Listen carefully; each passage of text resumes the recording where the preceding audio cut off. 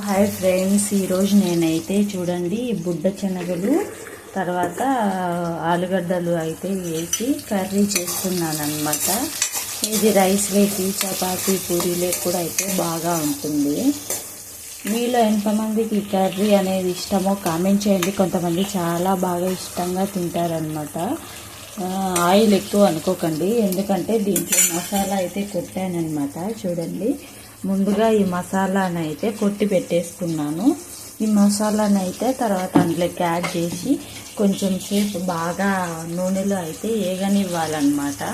ఇందులో వచ్చేసి శనగగింజలు, ఉప్పు, కారం, పసుపు, ధనియాల పొడి, తెల్లగడ్డలు, ఎర్రగడ్డలు అవి అయితే వేసానన్నమాట.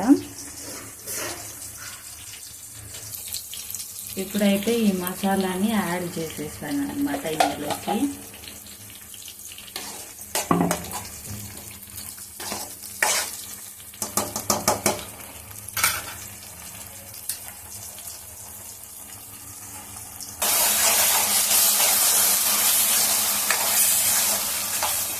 ఇలా అయితే మసాలా వేసేసాను మొత్తం గ్రేవీ కోసం అన్నమాట. మేమైతే బొడ్డు శనగలు కూర అంటాము. మీరు ఏం కూర అంటారో కామెంట్ అయితే చేసేయండి ఫ్రెండ్స్. చూడండి, ఆయిల్ మొత్తం పీల్చుకునేసింది కదా ఈ మసాలా. ఇక ఇది ఏగిన తర్వాత ఆయిల్ అయితే మళ్ళీ మొత్తం వదిలేస్తుంది అనమాట.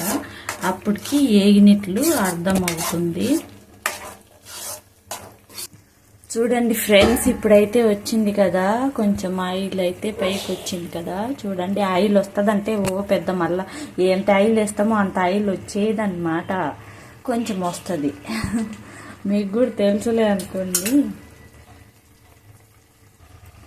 ఇక్కడ చూడండి, ఇది మనం మిక్సీ పట్టాం కదా, అందులోనే అయితే వాటర్ వేసుకున్నాను అనమాట నేను. ఈ వాటర్ని అయితే ఇందులో పోసేద్దాం.